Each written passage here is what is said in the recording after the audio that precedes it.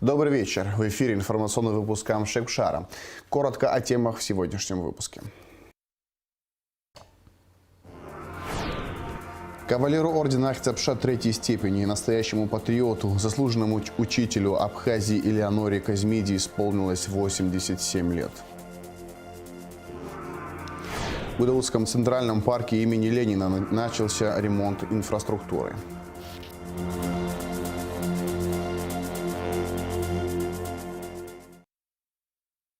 Вопросы ремонтно-восстановительных работ в Бедийском православном храме обсудил премьер-министр Александр Анкваб с духовенством Абхазской православной церкви. Сооружение нового технологически сложного большого каменного купола с учетом нынешнего состояния самого культового объекта может повлечь негативные для него последствия. С учетом различных подходов к решению обсуждаемого вопроса премьер-министр предложил представителям духовенства найти консенсус с уполномоченным органом охраны наследия и строителями для выработки согласованного решения. Как только это решение будет найдено, правительство примет его за основу, резюмировал Александр Анкваб.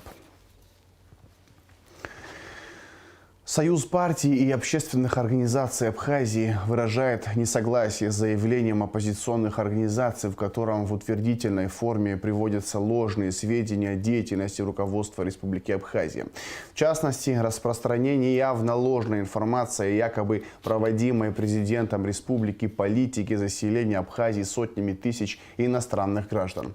Такие заявления не только не соответствуют действительности, но и являются ярким примером распространения так называемого фейка, говорится в заявлении. Речь идет о манипулятивной технологии, когда высказывания главы государства дополняются вымыслами авторов заявления, а фактическая истина подменяется выдуманными утверждениями для достижения их политических целей, подчеркивается в документе. Точно так же известны и неоднократно озвученные объективные причины возникновения перебоев с ввозом топлива и вводом временных графиков отключения электроэнергии подменяются оценочными суждениями и домыслами авторов заявления, на основании которых они пытаются мобилизовать граждан на очередной митинг. Союз партий и общественных организаций Республики Абхазия считает необходимым подчеркнуть, что такого рода технологии неприемлемы в здоровом политическом процессе. Мы решительно осуждаем использование лжи, фальсификации. Союз партий и общественных организаций Абхазии призывает всех участников политпроцесса, включая оппозиционные партии, придерживаться принципов честности, открытости и уважения к фактам. Кавалеру ордена Ахтябша третьей степени, заслуженному учителю Абхазии Элеоноре Казмиди исполнилось 87 лет. Интеллигентная, мужественная и справедливая, она всегда отстаивала право абхазов говорить на родном языке, соблюдать традиции, развивать национальную культуру. Именно за эти принципы она не раз подвергалась гонениям. Наша съемочная группа поздравила Элеонору Павловну с днем рождения. Именинница рассказала много интересного из своей биографии о жизненном пути Элеоноры Казмиди в репортаже Щазины Ханагуа. Жизнь дается многим, а старость избранным. Элеоноре Казмиди 87 лет. С утра она принимает искренние поздравления от друзей. Отмечать не планирует, так как для нее день рождения – обычный день в году. Моя подруга Далила. Ну, почти никто не знает. Чем дольше живешь, тем меньше людей приходит к тебе. С этим надо считаться. Наверное, так это и бывает в жизни. Никакого фетиша не делаю.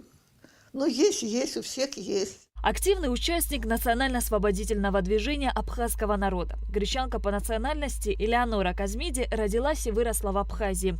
С отличием окончила школу, консерваторию и Сухумский пединститут. Более 50 лет была педагогом по классу фортепиано в Сухумском музыкальном училище.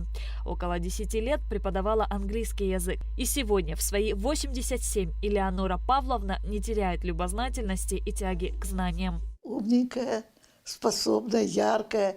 Я писала стихи, я сочиняла музыку. Я стремилась развиваться сама. Отец, я помню, когда сначала я мучилась, очень трудно было после нашей школы попасть в консерваторию. И тогда брали деньги. отец не мог позволить, у него не было, он был обыкновенным шофером. Проходит время, я поступаю в консерваторию на заочное. Но я поехала, жила там работала, устроилась, потому что нужно было. И ходила на уроки, ходила на лекции кое-какие, ходила, те, которые мне нравились. Но попала я на урок английского языка. И мне учительница говорит, назовите алфавит. А я не знаю. Мне так стало стыдно. Вот, наверное, вот этот стимул от незнания. Я приехала домой, здесь наверху на горе жила прекрасная учительница, дворянская Вера Павловна. Я сказала, мама, я хочу английский язык изучать. Вот у меня, видите, как получалось? И во многом вот так. Не знала, училась и познавала. Предки Казмиди бежали в Абхазию от геноцида греков в Турции и поселились в Сибильде. По ее словам, жили в Мрамбе до тех пор, пока Берия и Сталин не решили, что надо выслать греков в Казахстан. Элеонора Казмиди всегда считала справедливой борьбу абхазского народа за свободу, поэтому отстаивала права абхазов говорить на родном языке, соблюдать традиции и развивать национальную культуру. Именно за эту позицию Элеонора Казмиди не раз подвергалась гонениям. Своим принципам она осталась верна и во время Отечественной войны народа Абхазии. Очень тяжело. Вот здесь жили соседи, бенгрельцы или грузины, не знаю. Я вышла, они через окно сверху залезли, зная, что моя мама больная, не вставала. Да, она лежала, оставили записку. Там кое-что поломали мне, мы тебя убьем. Оставили записку. Здесь жили мингрельцы. И вот собрались, много их было здесь. Не знаю, человек 30-40. Вот там, во дворе. И решили меня судить. Как могли, меня оскорбляли, все сказали, чтобы я к абхазам не приближалась и так далее. Все. И Ляля Маргани, моя соседка, она тогда прибежала, была здесь. Она сказала, Эля, знаешь что, ну вот ты слабая женщина, мама у тебя больная, давай я тебе пришлю парня одного. Она его знала хорошо. Все-таки, говорит, как-то, ну, мужчина в доме. Ну, вот в этой комнатке он и жил. Ну, как, приходил, он Вайтгылера вел, какие-то записи вел, я не помню. Бумаги у него были. Элеоноре Казмиди было 55 лет, когда началась Отечественная война народа Абхазии. 5 сентября 1992 года Элеонору Казмиди арестовали и посадили в камеру, затем перевели в карцер. Женщину держали в ужасных условиях. Так она провела долгих 98 дней. Я уже была, понимаете, пятном. Вот в этом районе, и не только в районе. 5 сентября, это я запомнила, пришли с обыском. Я же вроде бы как враг грузинского народа. Пришли меня обыскать. А я идиотка. У него записи были. Мне надо было вот бросить туда. Ну, не сообразила. Все время прибегали боевики. Я не знаю, как это звать. Но они были в военной форме и с ружьями. И вот так меня наставляли, и оскорбляли, кричали. Я там сидела. Потом вдруг я увидела, что дверца, в которую меня завели, замок открыт и ключик рядом. Ну, я не знаю, может быть, специально. Если бы кто-то мог бы туда ворваться, я взяла, закрыла, спрятала. Потом, когда появился какой-то там в чине, я сказала, возьмите этот ключ. Ну, может быть, они сделали специально, чтобы я побежала, но я не стала бежать, потому что это могло плохо закончиться. Я понимала. Мысль о том, что дома осталась тяжелобольная мама, помогла Элеоноре Павловне выдержать испытания и не сломаться. И мне приносили бумаги. Абхазцы очень много делали для того, чтобы меня вызволить из тюрьмы. Вплоть до того, что уже в самом конце, незадолго до того, как меня должны были выпустить, приехала сюда большая комиссия.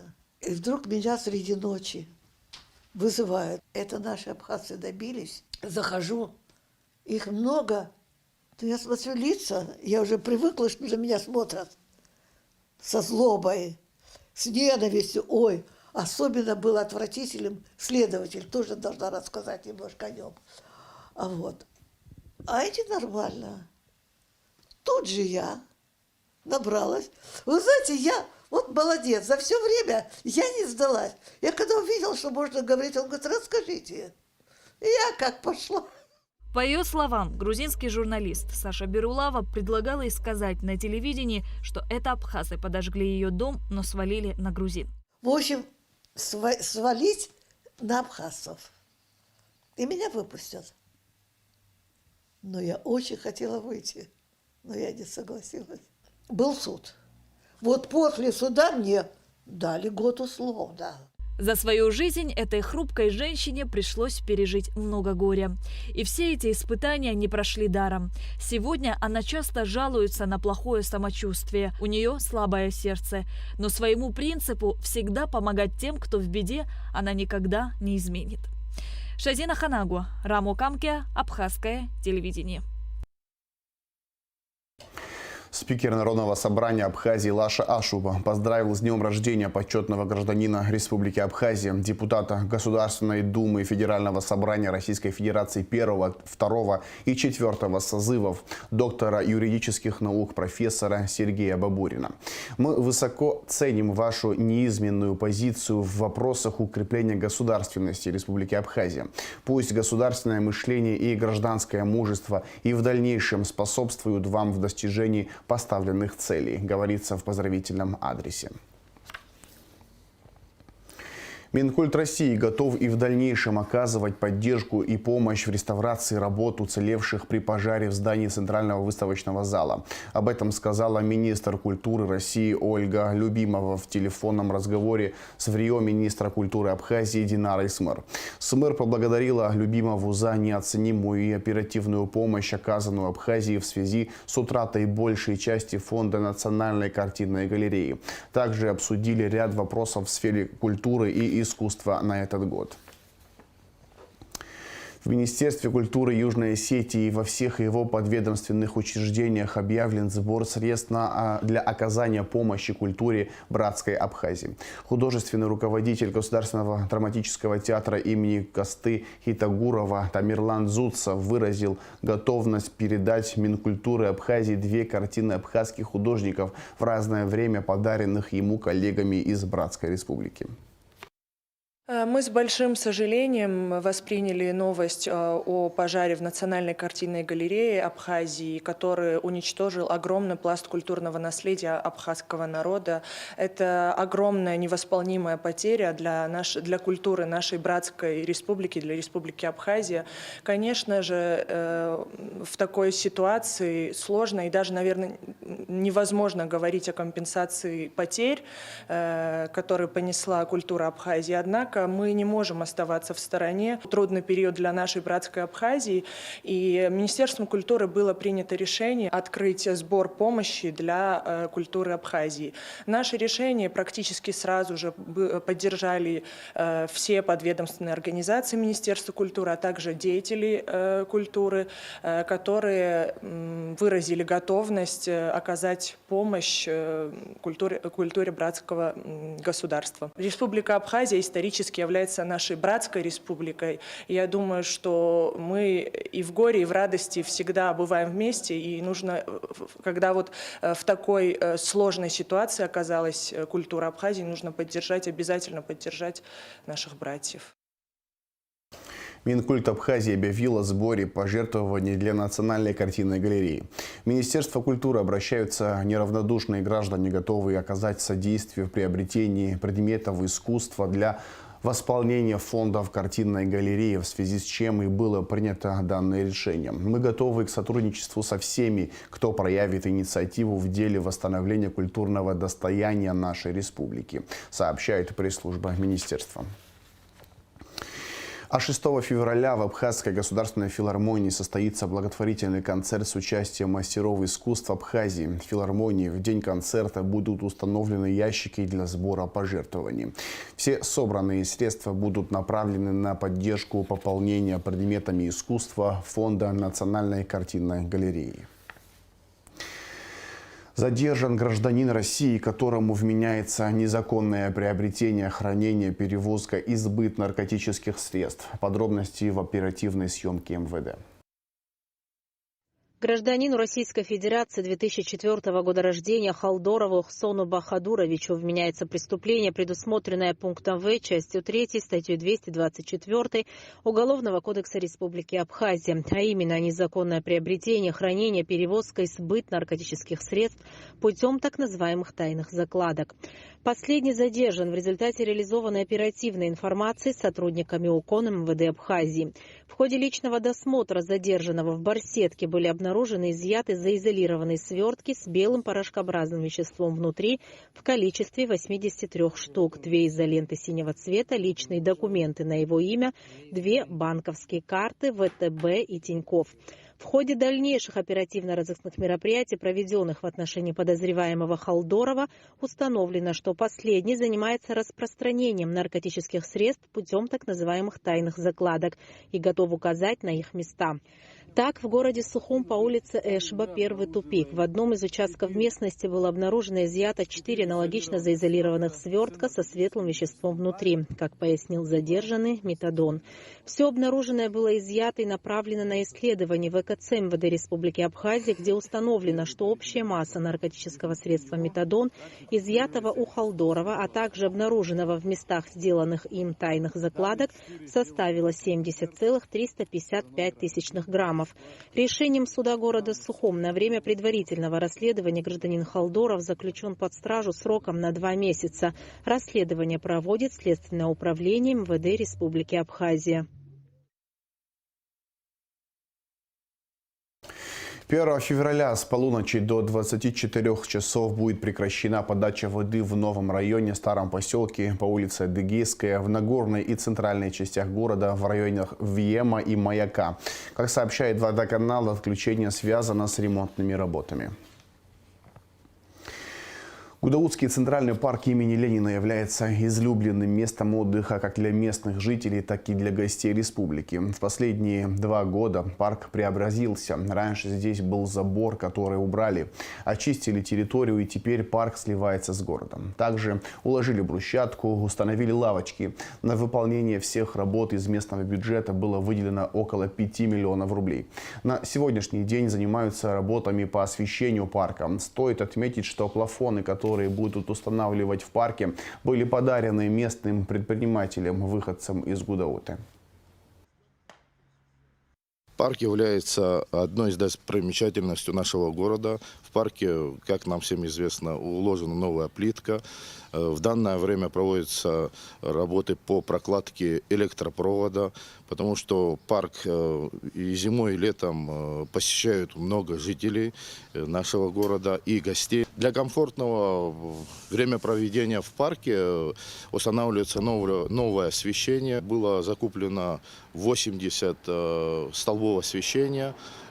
Более 1000 метров будет проложено электрического кабеля. Работы продолжаются, и в ближайшее время парк будет сдан. Люди с удовольствием будут проводить в парке время. Наши гости с удовольствием будут посещать. В завершении выпуска расскажем о погоде. По сообщению Гидрометцентра, в четверг, 1 февраля, на территории Абхазии не ожидается осадков. Температура воздуха ночью 1-4, днем 5-10 градусов тепла. Температура морской воды плюс 10 градусов.